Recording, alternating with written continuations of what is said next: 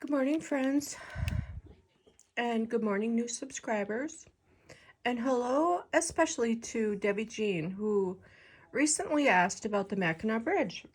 What I'm sharing today is Flip Through Friday, hashtag Flip Through Friday, which is hosted by Gwen over at Gwen the Trash Witch. And what we do is share a flip through of a book or a journal or a pile of fun baby clothes or whatever it is you want to share. So I mentioned Debbie Jean because she just recently asked about the Mackinac Bridge. And I do live relatively close to the Mackinac Bridge. I'm about an hour and a half away.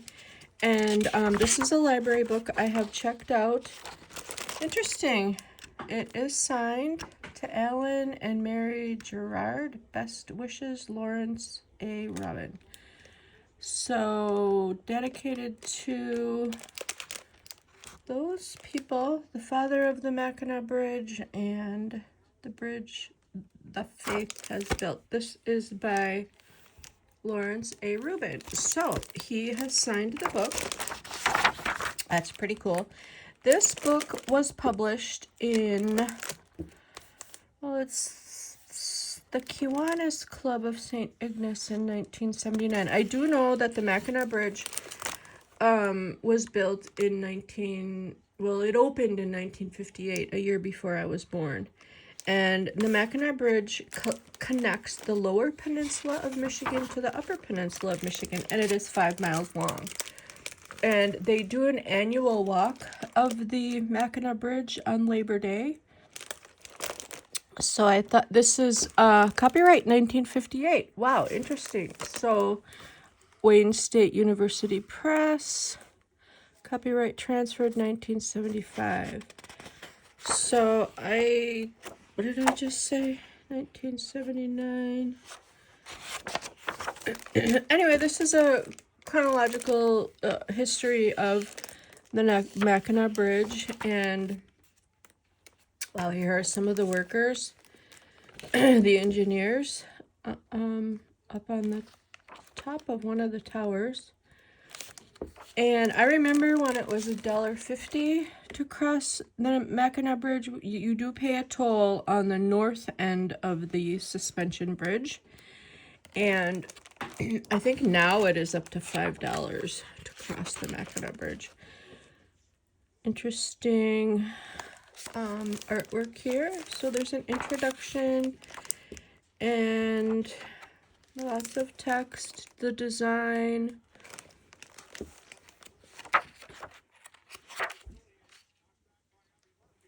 Brooklyn Bridge, completed in 1883. The George Washington Bridge, completed in 1931. The Golden Gate Bridge, completed in 1937. And the Mackinac Bridge, completed, open to traffic November 1st, 1957. So my fax was wrong. Dedication was June of 1958. And prior to the Mackinac Bridge, you used to have to take a ferry across, or you had to go all the way around through Wisconsin, through Chicago, and back up through Michigan. Our peninsulas were never connected except by boat. And here is some of the photos of the construction, getting a toehold. They had to go down into bedrock to construct these pylons, or to secure the pylons. And current maintenance of the Mackinac Bridge takes 1 year from one end to the other. And recently, during a thaw and a freeze, the Mackinac Bridge was closed for 2.5 hours. This just the other day. And they do randomly close it because of, wow, look at how deep down. Inside the caisson, welders sealed all parts so that it becomes watertight. Interesting. As I said, the bridge was closed the other day because of falling ice, and it does cause a bit of a headache and a traffic backup. I don't know the actual number of cars that travel the Mackinac Bridge every day. and you can find a webcam. There's a Mackinac Bridge webcam that shows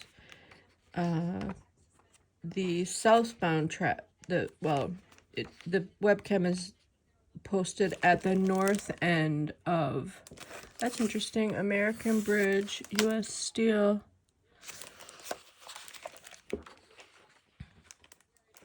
As you can see, the water can be very rough along the Straits of Mackinac.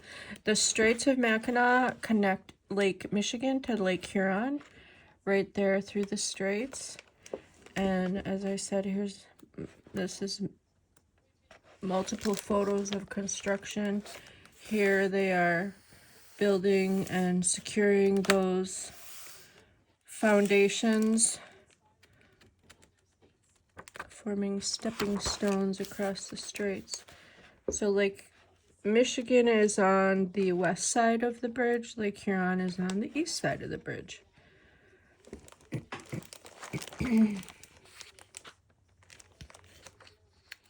Excuse my gravelly voice. I inadvertently inhaled a sip of coffee.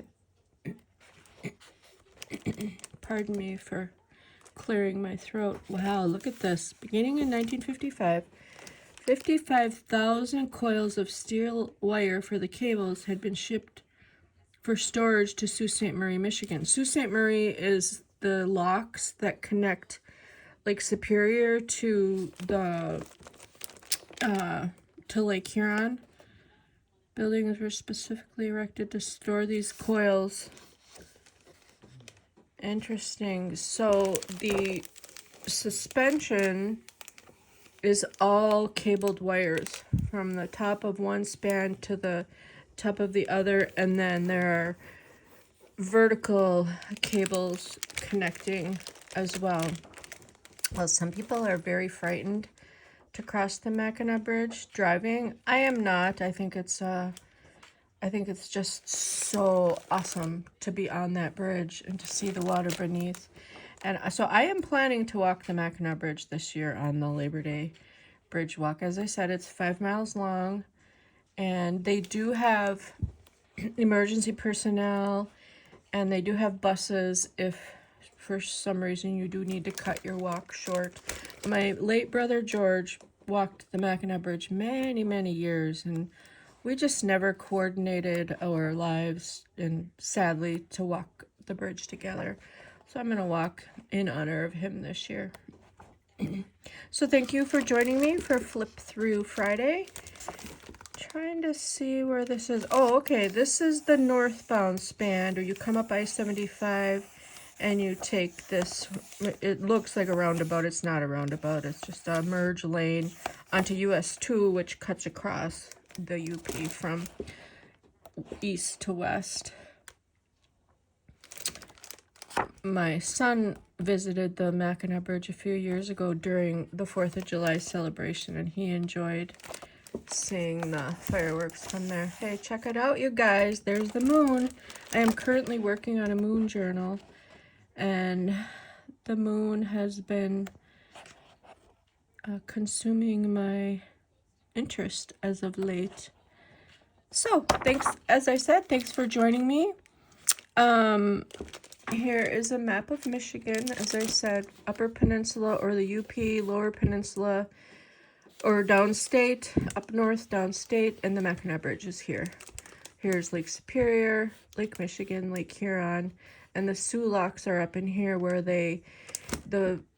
when the shipping season is open, the ships or any boats have to go through the locks to get from Huron to Superior, because Superior is higher than Lake Huron, and so they fill the locks, the ships go through, they drain the locks, and back and forth and back and forth. It's a really interesting process, and it is a great place to visit if you are interested in shipping and bridges. So once again, thank you for joining me for my Flip Through Friday. Peace. Have a wonderful rest of your day.